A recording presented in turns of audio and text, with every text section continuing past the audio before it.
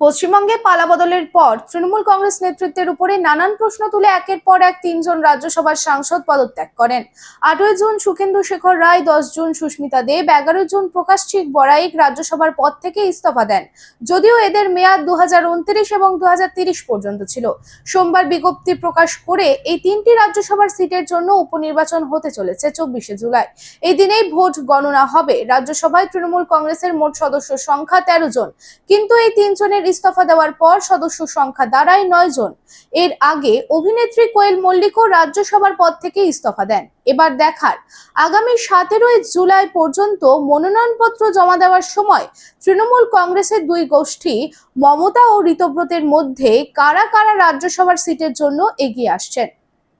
কিছু পরম্পরা আর শেখা মায়ের থেকে চলে আসে মেয়ের কাছে, ঠিক যেরকম হনুমান্তা চাক্কি ফ্রেশ আটা, ঠিক যেন মায়ের ভালোবাসা, যেমন শুদ্ধতা তেমন স্বাদ।